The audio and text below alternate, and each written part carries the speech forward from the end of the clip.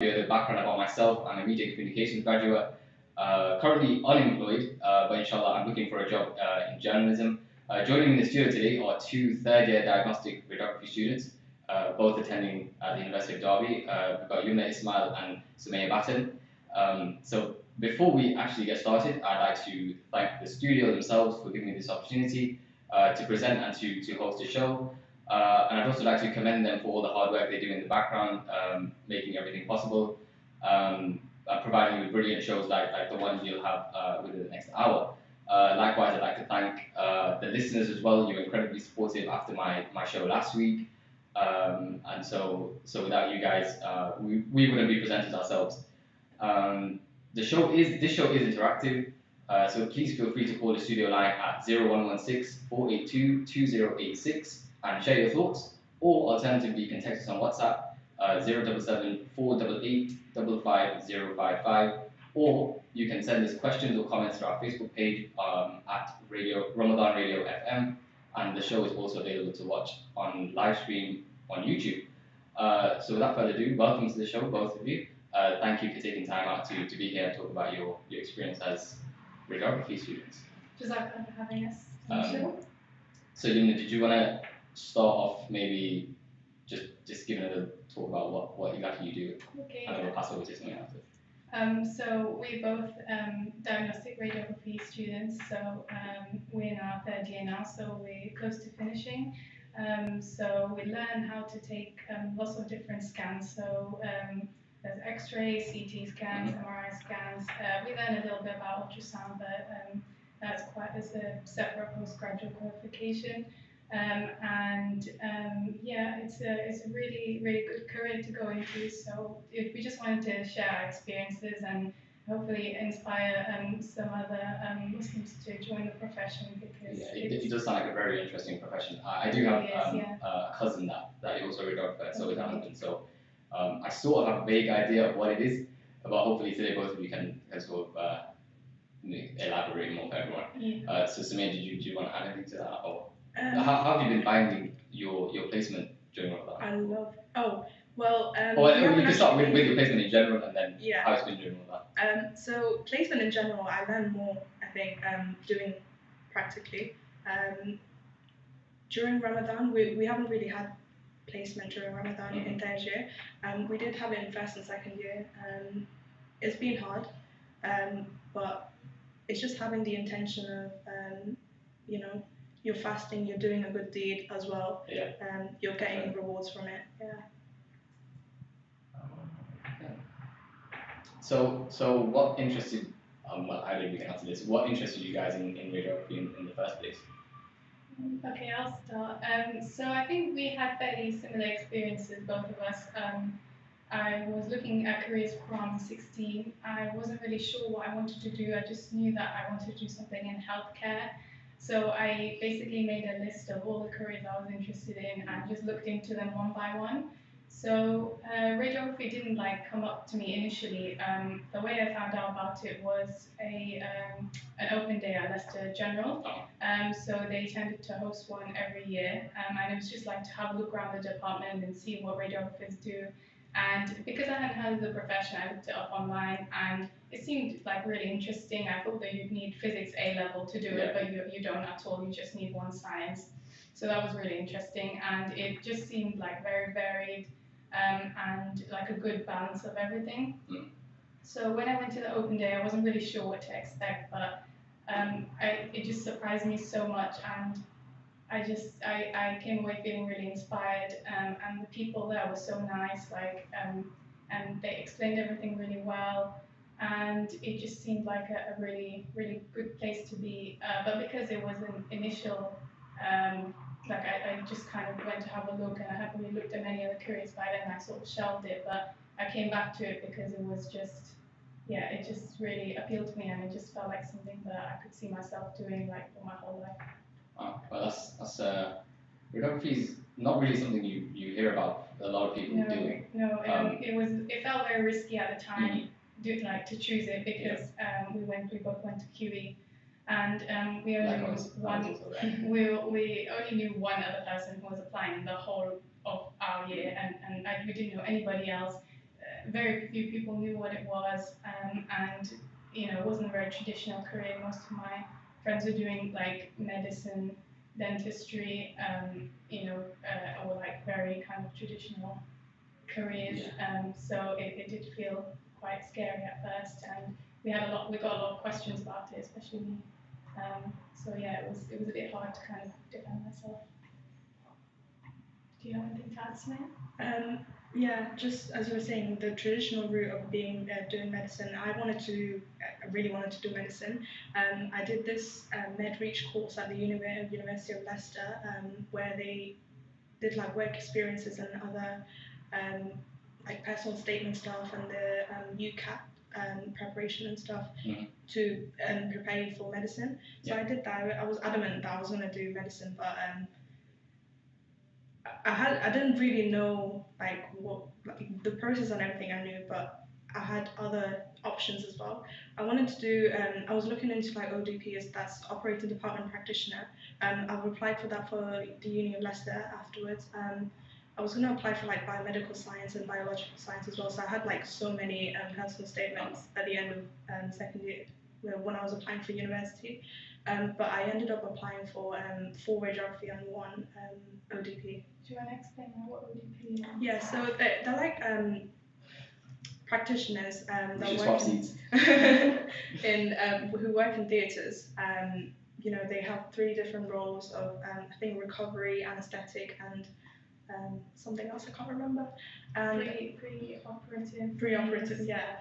So I knew I wanted to work in healthcare like you, and ODP seems like sensible as well. But I went to like some open days. I had like work experiences and stuff. But yeah, I wanted to do radiography afterwards. Yeah, that was also something I was looking into as well. So it's kind of between the two.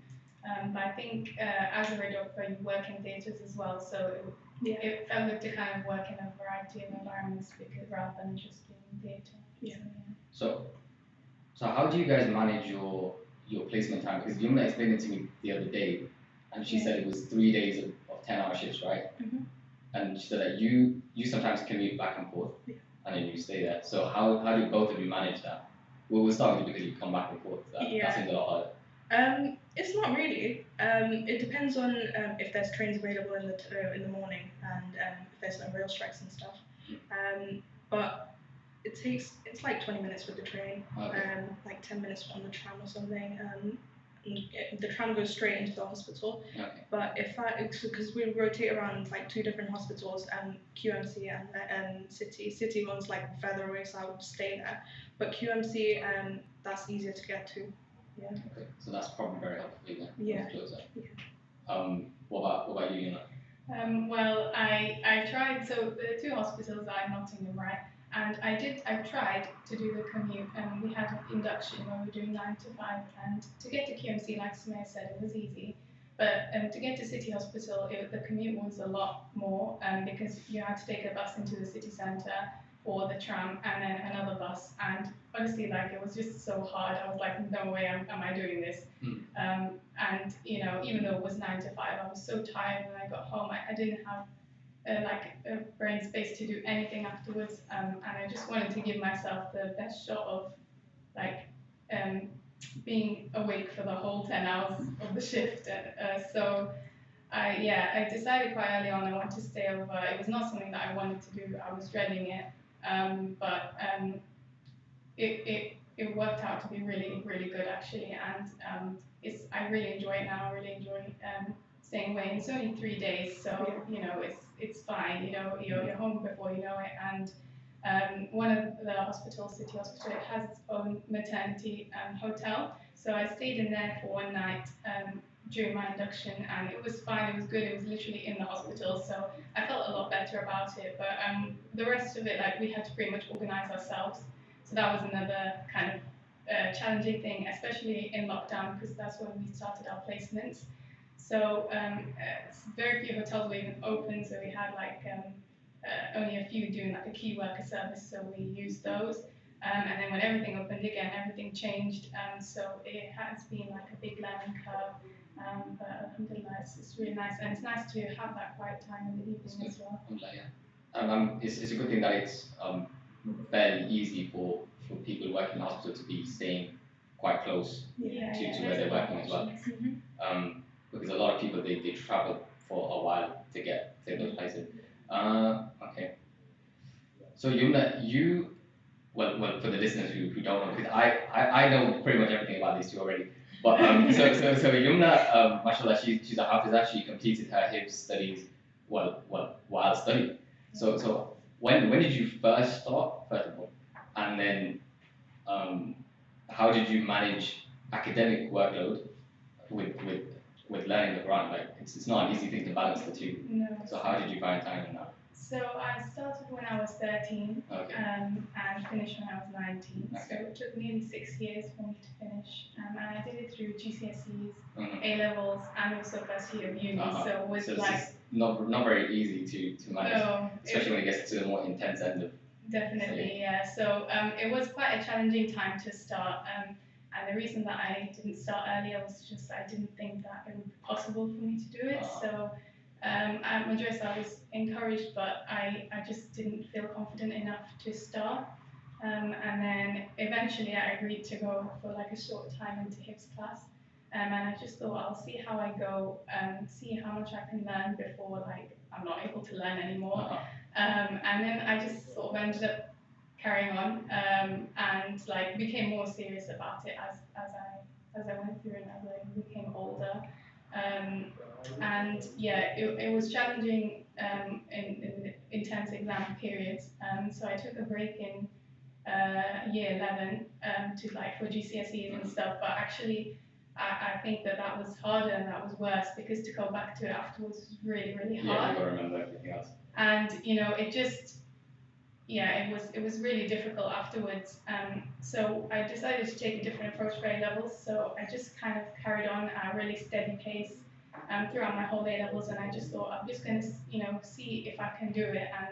And honestly, like I have no idea how I managed to do everything. I think alhamdulillah, I managed to use the small pockets of time that I had in my day.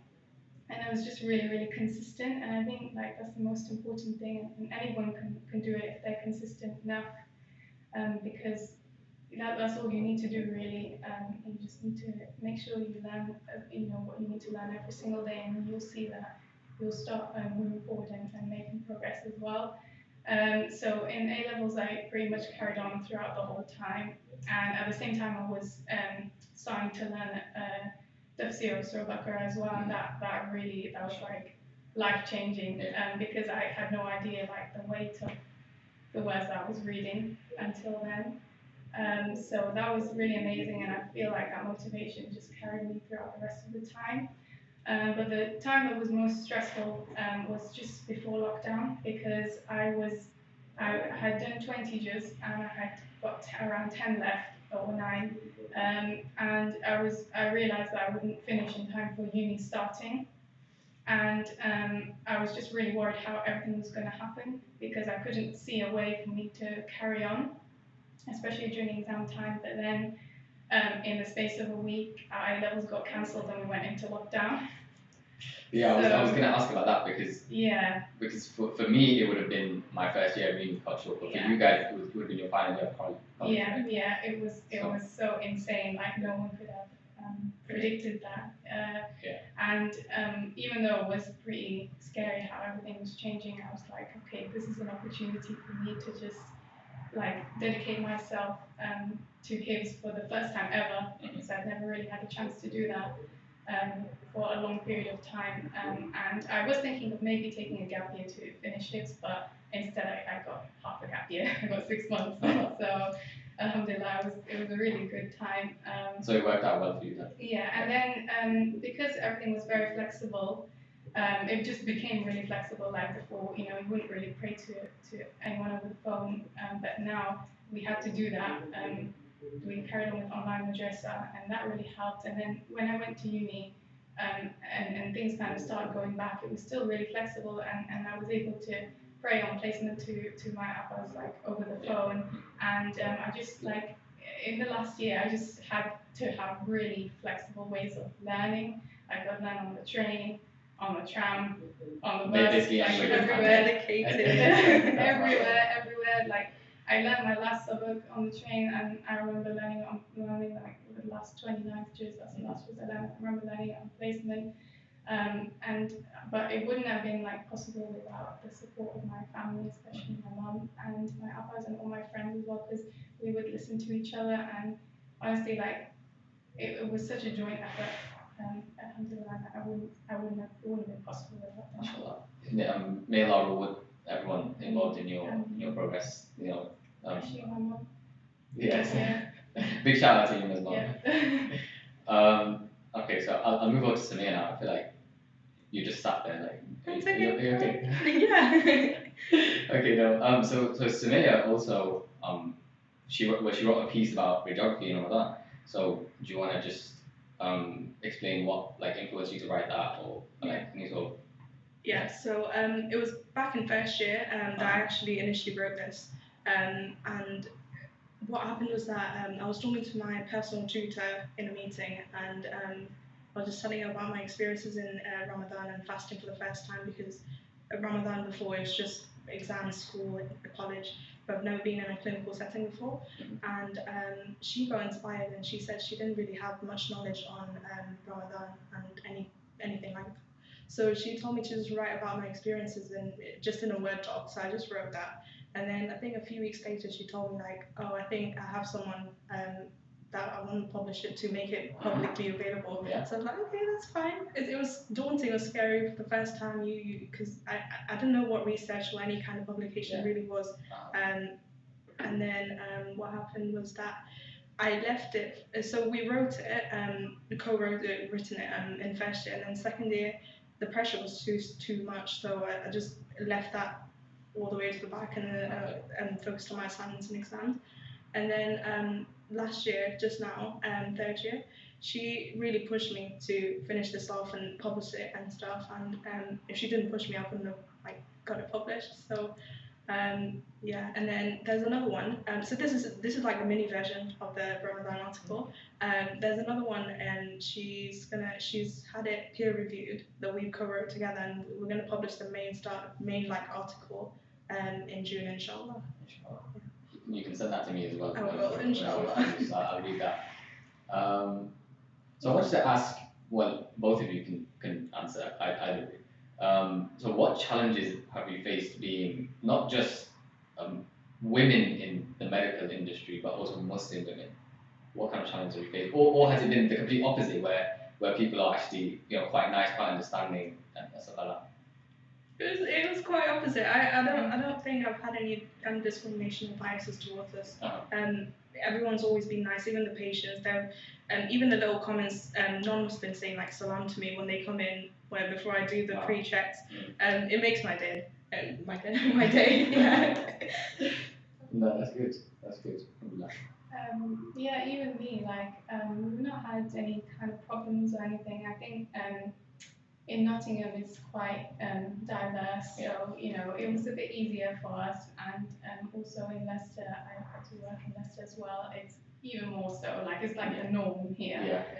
So not felt anything like that at all. I think I've had quite a few questions from people about why we do certain things. For example, fasting, why do we fast, how do we fast, all that kind of thing. And also why do we have to cover up, why do we have to pray, all that kind of thing. So I just try to answer to the best of my knowledge, because and not get offended at all that anybody's asking, because I would rather that they ask than assume.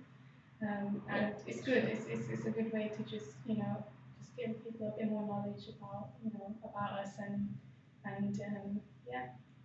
Yeah, no, I think people tend to be really intrigued when Ramadan comes around, especially. You get a lot of people turning around saying, not even water. Not even water, but what they say that in admiration that we actually do abstain from food and water from sunrise to sunset. So people are growing more and more understanding, and that they like to learn about things like that as well. So it's really good to Can I just add to that? Yeah, sure. So after publishing this article, my placement student liaison, she put posters up in every radiology department. Wow. And I was just talking to one of the radiographers during the selection day we were helping out in the interviews. She was just telling us, she's non-Muslim, and she was just telling us that how she asks the students now what types of breaks they want and when they want to go and stuff, just to be more flexible and more accommodating. I think it's really amazing. That's brilliant. That's really, really good. Your articles are having a really big impact. Yeah, so that's really good. Mashallah. You've done a good thing. Yeah, You've done a really good thing. Okay. I don't know what to ask. I've got a list of questions, but nothing's going in my head. Okay. So what advice would you give other Muslim women who wanted to pursue a career in radiography? Or other Muslims in general, you know?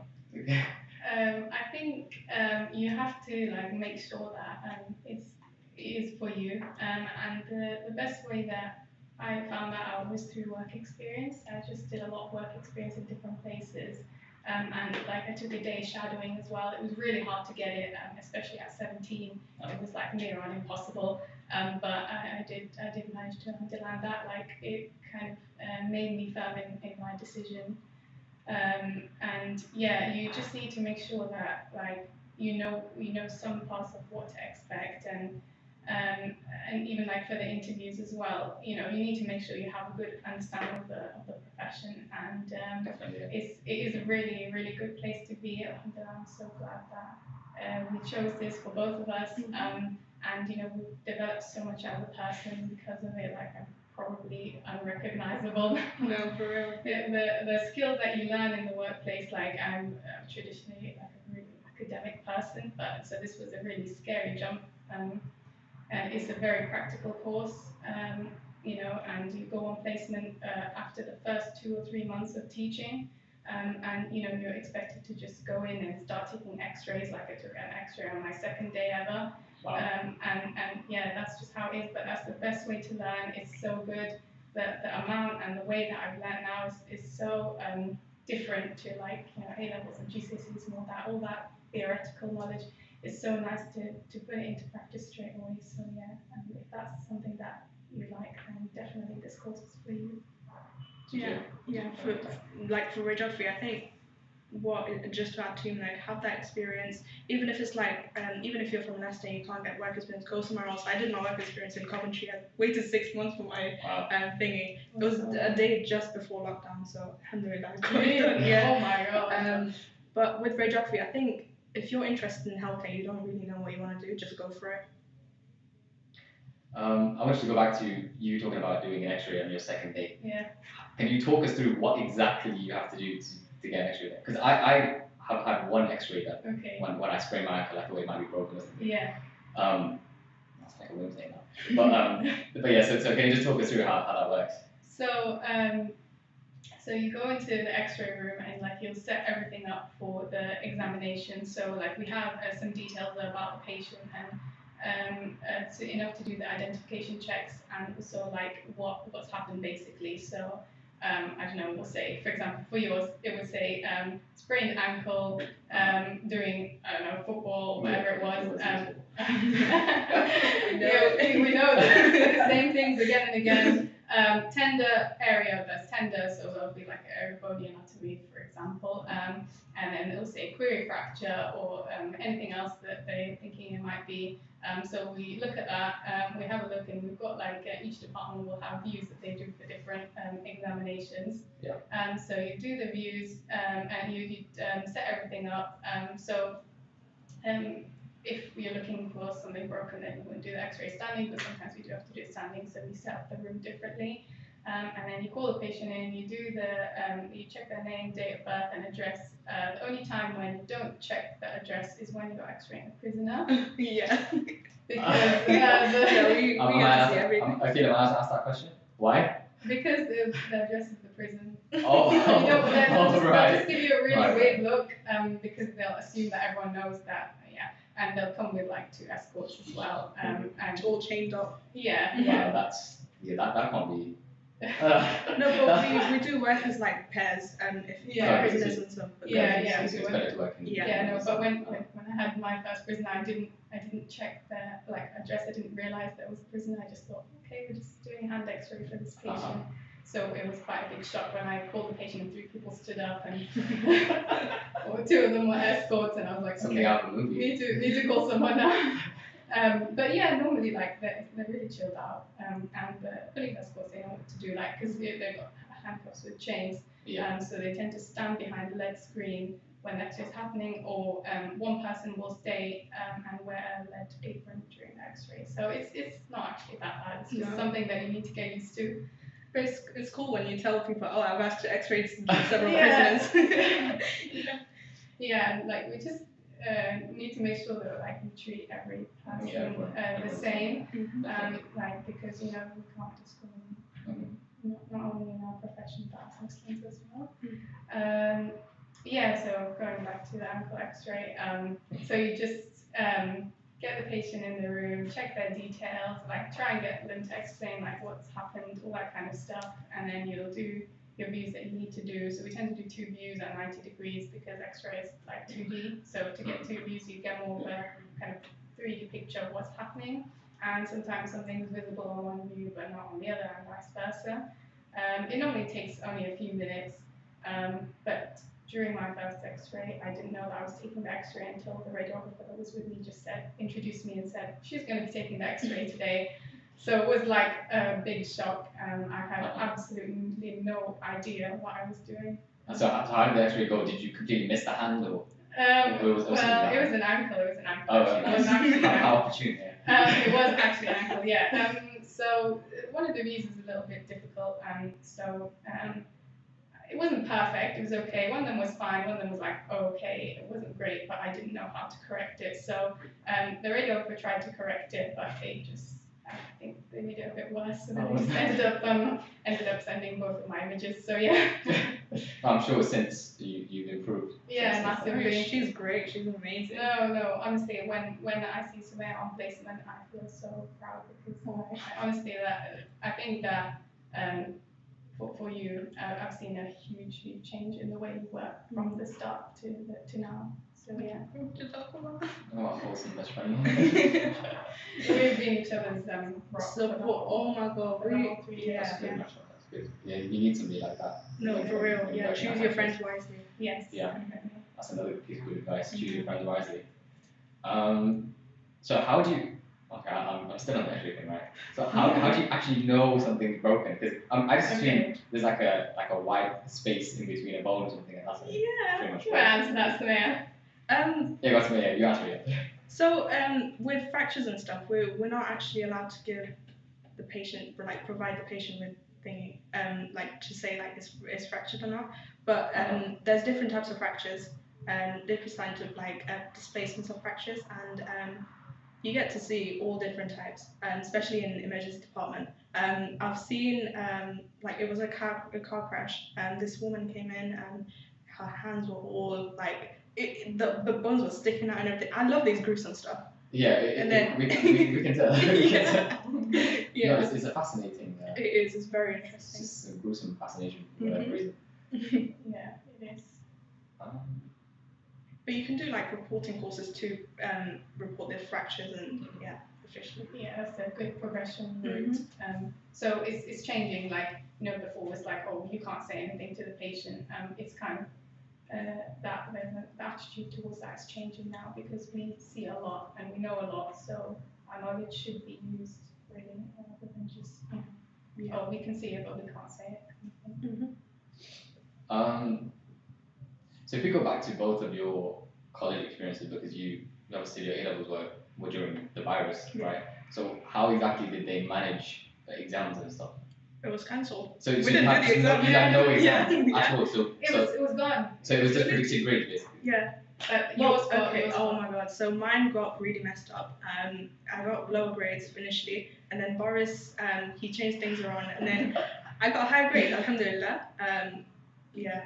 Shout out to Boris, I guess. But shout out to Boris. Thank you, Boris. It was really hard, and I think if you're not one of those people who studies right at the end, then you would have really lost out in that because it was based on everything before, and if you didn't take your marks seriously, it was really difficult. Yeah, it was just really hard because you didn't have a chance to prove what you could do.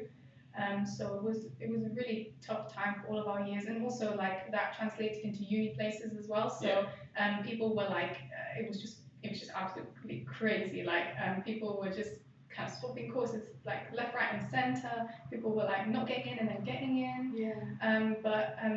Yeah, it was really really hard. And although like we got our places before the results day, I had to wait a long time before I got mine, and it was really really hard because we were in lockdown still. So we both wanted to go to DMU, but they only had 16 places, and we didn't get in, both of us. But we didn't find that out until 2 or 3 months after the interview. Wow, So it was a lot of waiting. And then when we found out, like honestly, I didn't think that would happen at all, because like I had the grades. It was just at the interview what they wanted. Like I didn't give it. So it was really hard. Yeah, it was really hard. And then I nearly didn't get into Derby either. I was placed on a waiting list even though I passed the interview.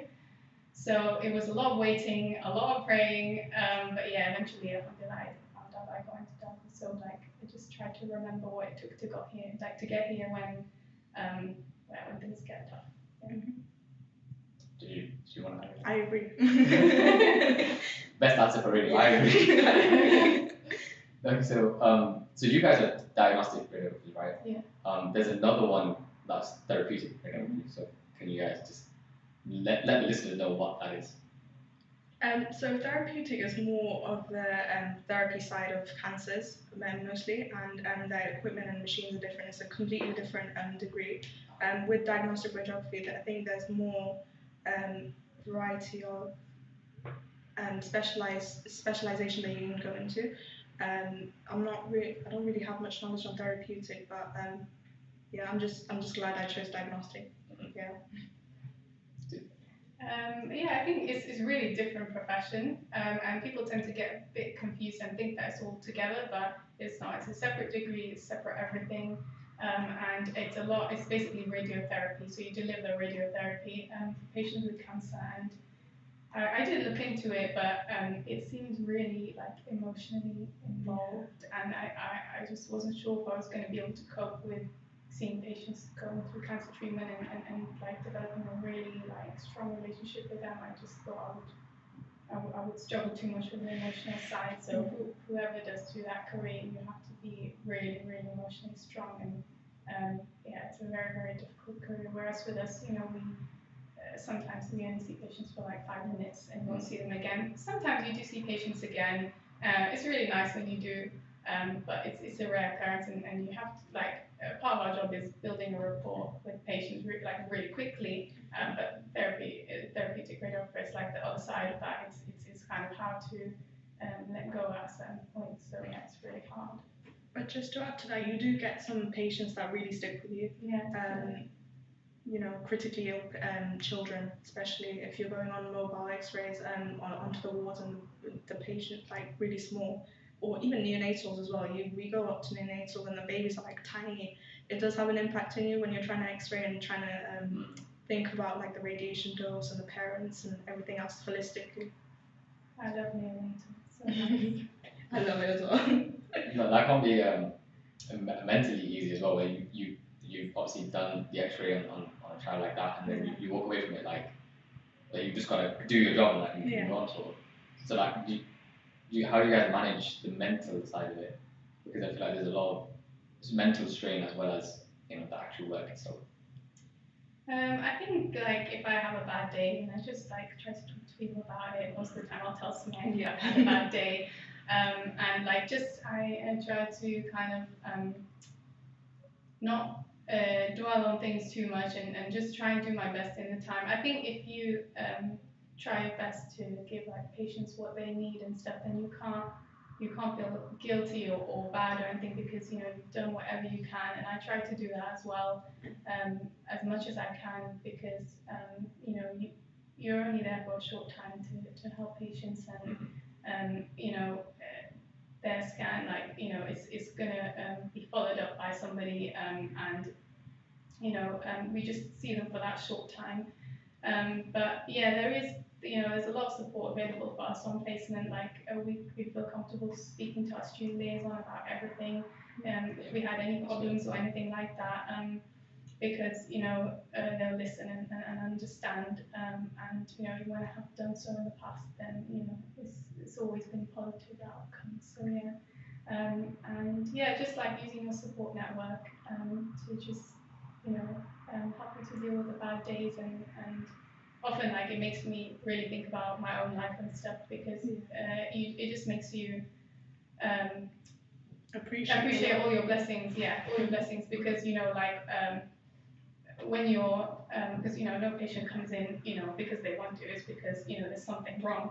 And when health is so important that when you don't have it, then everything else just becomes secondary, isn't it? So it's a good orientation to have, and it constantly hits you. So yeah, it changes you for the better. Yeah. And just to add to that, when I'm like on late shifts and stuff, I have seen some deceased patients. Just as I take my mobile X-ray, the mini X-ray machine, to the ward, the patient would be deceased, like from a stroke or something. So having that support network, I think really, really helps. It's just the reassurance and everything. Even I tell even the radiographers I work with, they make sure that I'm okay and I can talk to them. Yeah, because I think people who work in a medical profession take it on themselves, like the patients are your responsibility at that point. Yeah. So, and obviously not every life is in your hand, like you can't control when they pass away, etc. So, no, it's really important that you have that like liaison, and somebody to actually speak to about things you experience throughout the day, even if it's not as bad. Yeah. Like, even the small things. Some days are worse than others. So yeah, even small things, you're right. So do you think? Well, we'll talk about the virus, because obviously that impacts you quite a bit. But so in terms of actually in the hospitals and stuff, do you think there's been like an increase in sterilization of the workplace and stuff like that? Because hospitals are generally very sterile anyway. But how do you make a sterile place more sterile? Are there things in place to take it further, or has it like gone back to normal kind of? Or? Well, I started working in Leicester in like assistant job in August 2020, so I wasn't in the first wave of COVID, so I didn't really experience that. But from what I heard from other radiographers, at first it was a bit of a free fall because nobody knew what was happening. And like even I'm writing a dissertation about radiographer wellbeing at the moment, and COVID is like a big part of that. Lots of people said that we had no idea what was happening with the PPE, for example. So that it was really initially very anxious time, and you're literally putting your life on stake to go into work. But I think when I started working in August, things had like settled down quite a lot, and there was a lot of like procedures in department, like what to do if a COVID patient has to come down into the department. You'd have like red and blue areas, so like red would be like COVID positive, and blue would be anyone else who's not. And even in A&E, like the triaging process changed as well. So yeah, I think there is stuff in place now. I think they have relaxed the masks in hospitals a little bit. It's more like a personal choice thing now, or like just in clinical areas. But like before, apparently, because we never experienced that time, before COVID, we wouldn't use gloves and apron for every patient. We don't use it for infection. And masks, you wouldn't wear it unless it was like any other type of infection, airborne virus that the patient had. So they wouldn't wear gloves, and we wouldn't wear apron and stuff like that. So it would literally just be. It just feels so weird to us now. Like, I don't understand how I think now we're going to wear gloves and apron for every patient. It's not going to change that. So some things are going to stay. And I think like it's just increased awareness of like infection control and all that kind of stuff. And yeah, we make sure that everything is clean at the start and the day. If I'm doing my assistant job, then I have to make sure I clean between patients, all that kind of stuff. So I think everyone's a bit more diligent with that now than before, and that's like good to help with other infections, not just COVID. So yeah. I now, and if you do work with COVID patients, I've been to an ICU with COVID patient who had COVID. We have a thing called donning and doffing. Yeah. You have to wear like extra stuff, so like double masking, Okay. double gloves, wear like the big aprons, Long sleeve gowns. long sleeve gowns as well. Yeah, it's extra. So pre-COVID, it wasn't as well. When you look at it back at it now, it wasn't as like you still, if you had like really infectious patients, you would still gown up, but not in the extent that we have to do for COVID patients. Yeah. All right. Well, we are coming sort of to the end of the show now, actually. Well, that time is flown by, actually. So where do you guys see yourself after university, or when you graduate?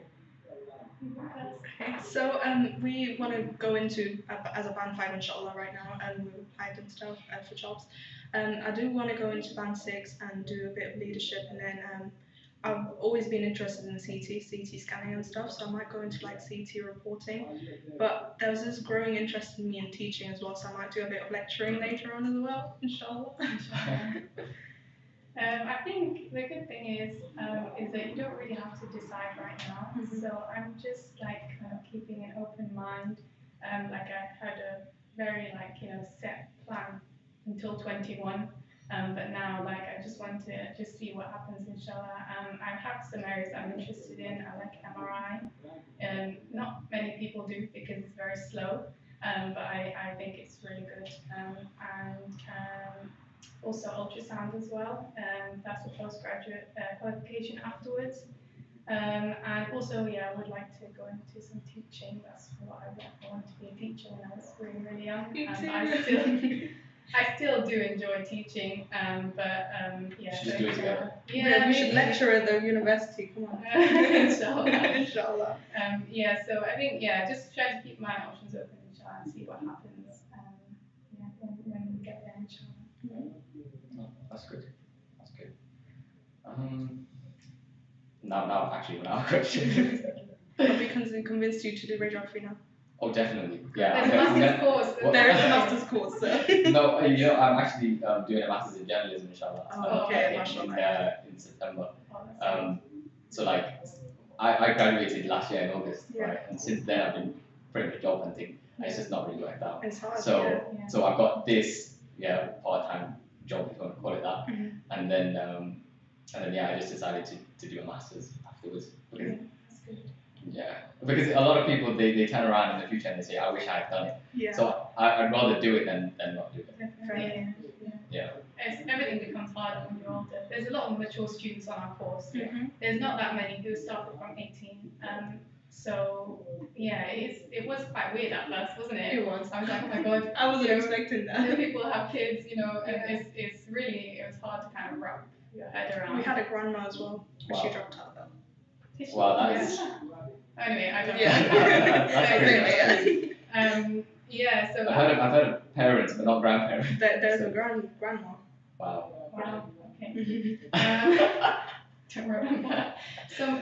We had a lot of people drop out at the start because they over-recruited because of the A-levels mess. They kind of had to accept everybody, so we had a really big cohort, and it was I think so before they used to have 3 placement sites: Leicester, Derby, and Nottingham. But when Leicester started their course, then basically that placement site went to DMU. So we kind of had, it's either Nottingham or Derby now, and it was non-negotiable. So we had to kind of choose between them. So that was hard, but I'm glad that everything worked out. We got a chance to train in a really amazing place. If you can work there, you can work anywhere. For real, it's a major trauma center. You see everything. I think seeing people with kids as well, it was so inspiring to see that they could do it as well, because it's not easy course to do, and I was like, okay, I don't have any much family responsibilities, so. Just because we've got 30 seconds. So we've come to the end of the show, unfortunately, but I will be here this time next week, midday to 1.